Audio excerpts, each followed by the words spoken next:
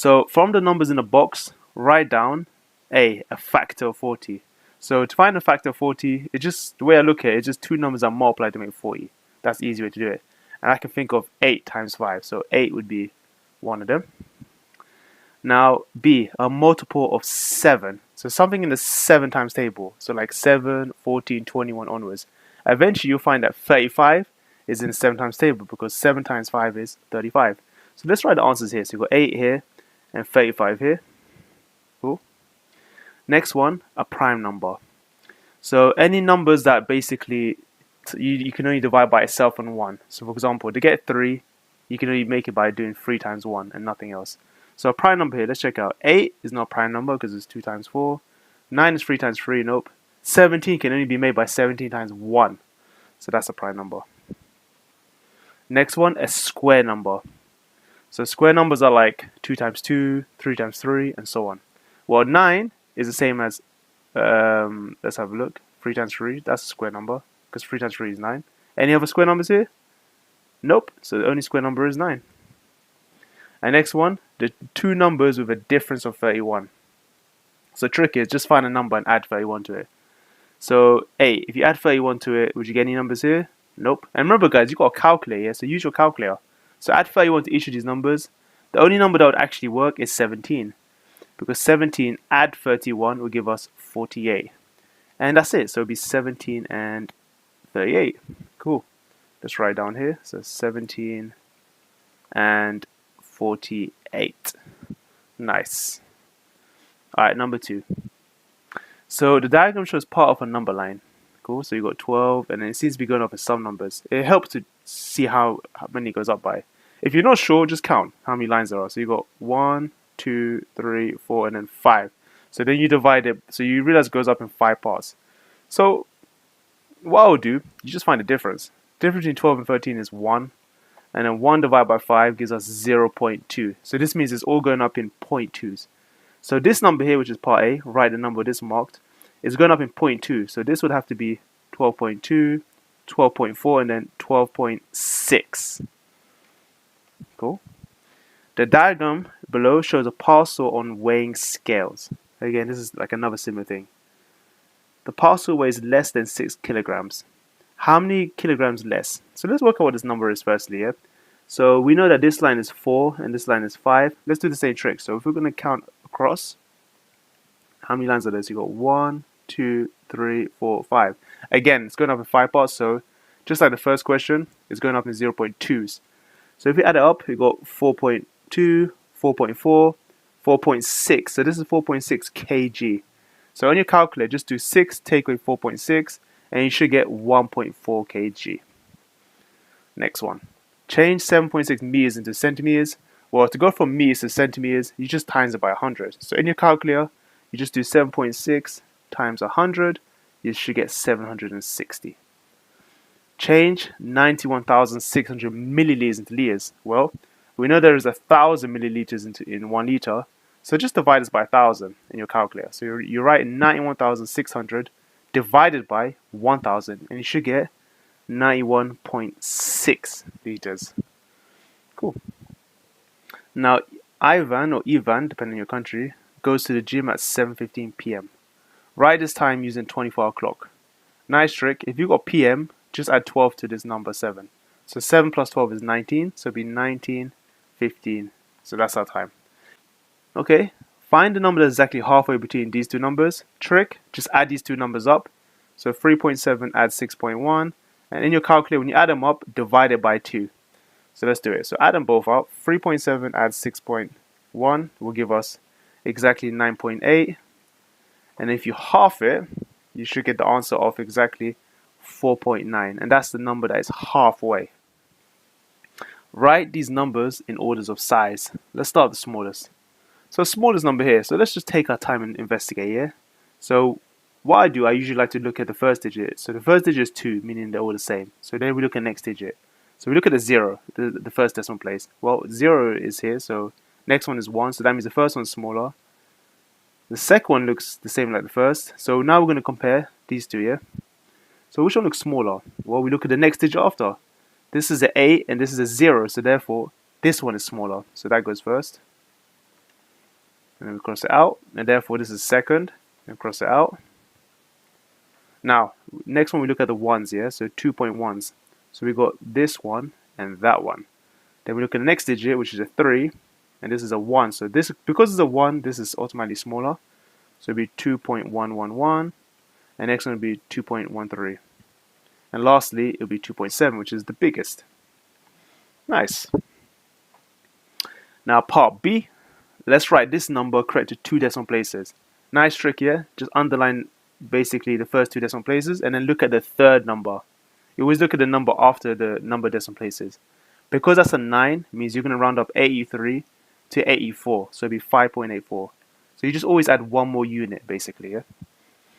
Now, part C, write 0.73 as a fraction. Easy. Because you have a calculator, you could literally just write 0.73. That's if it's scientific. If you do that, it would just be 73 over 100. D. Write down the value of the 6 in the number 0.067. So this is, so if we look at this one, the first 0 is the tenths, this is the hundredths. So the value of this one is just basically 6 hundredths. So we can say either 6 hundredths or 0.06. That's the value of it, yeah? I'll always write both, just make it clear, yeah? Now E, write 17% as a decimal. So again, just in your calculator, when you see the word percent, it means per 100. So it means 17 over 100. Put it in a calculator, you get 0.17. Now, 70% of a number is 252. Work out the number. So he wants to find 70% of a number. So it just means 70% of something gives us 252. A nice trick is to just rearrange it. Is to just divide 70% across.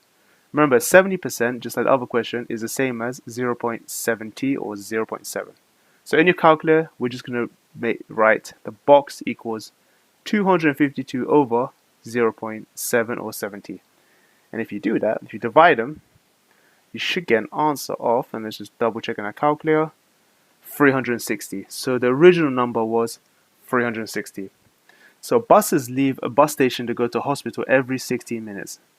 Buses leave the same bus station to go to college every 20 minutes. So let's just put like a little map here. So one every 16 minutes and the other one every 20 minutes, yeah? Okay. At 9 a.m., a bus leaves the bus station to go to a hospital, and at the same time, a bus leaves the bus station to go to college. So it starts at 9 a.m. Work out the next time a bus leaves the bus station to go to the hospital, and at the same time, a bus leaves the bus station to go to college. Okay, so you want to see when these two times match up. Now, a nice trick is just look at the numbers for a second, yeah? So one is 20 minutes and one is 16. 20 is in it always ends with a 0. So you just go find out when does 16, if you keep multiplying it, when does the next end in a 0? Well, if you times it by 5, you should get that. So we can say 16 times 5 gives us 80, so in the 80th minute, yeah? And of course, 20 times 4 will give us the 80th minute as well. So you can see after 80 minutes. So if we add up 80 minutes at 9 a.m., well, we know there are 60 minutes in an hour. So that means plus another 20 minutes left over. So if you add 1 hour plus 20 minutes, it should be 10:20. So that's the time it next leaves. 10:20 a.m.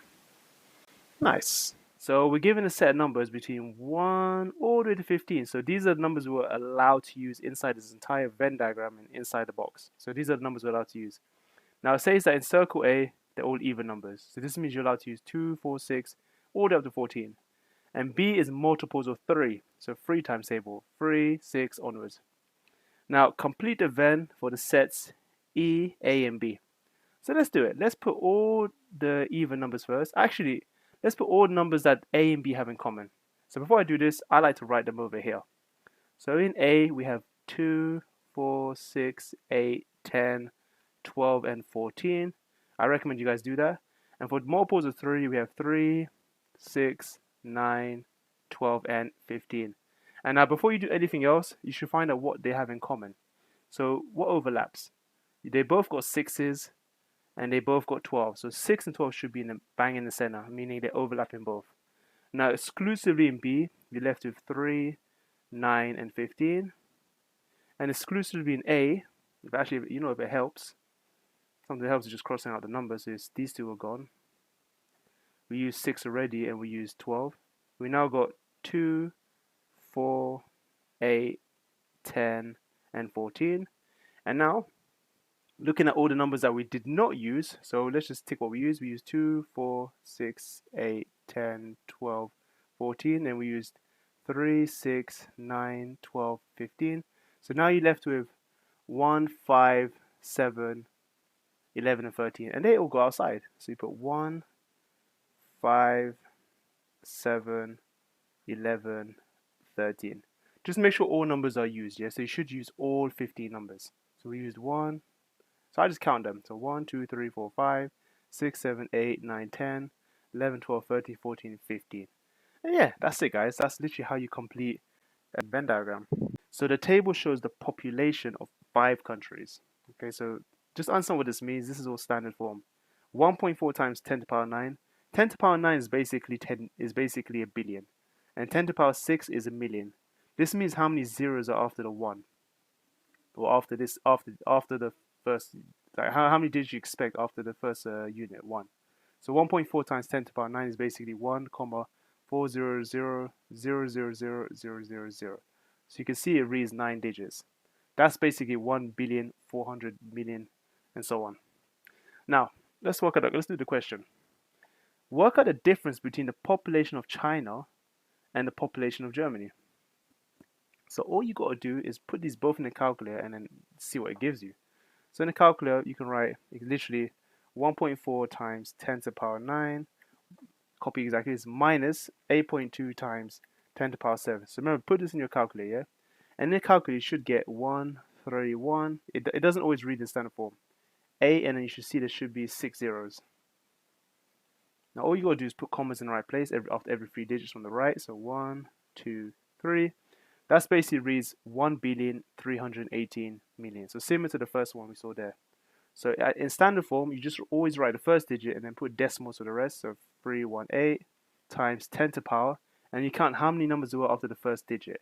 Well, there was exactly 369 digits. So that's how you do it. Now, given that the population of Fiji is 1 over k times the population of Sweden. Well, Sweden we know right here is 9.9 blah blah. And we know the population of Fiji is 9.1 times 10 to the power 5. Work out the value of k. Well, just to make our life easy in algebra terms, I'm going to call the population of Fiji F and Sweden S. So the formula is basically F equals 1 over k times S, so that's S over k. Therefore, to find k, just basically move k to the left and F to the bottom here. So k is just going to be population of Sweden over population of Fiji. So put them in a calculator. So we're just going to do the Sweden population on the top bracket, on the top fraction, over population of Fiji in the bottom fraction. So you're going to write exactly 9.9, the Sweden population, over 9.1 times 10 to the power 5. Do this carefully, guys. Remember, you're putting this all in your scientific calculator. Use the fraction bond. It's very important. You can't divide it normally, otherwise you might make an error. I personally wouldn't do that. So when you do that anyway, if you put in a calculator, you should get roughly a k value of, let's just write a few decimal places, 10.8791, blah, blah, blah. They say give your answer correct to nearest whole number. So 10.8 rounded is 11. So the scale factor is 11. This means that Sweden is 11 times bigger roughly than Fiji. That's what it means.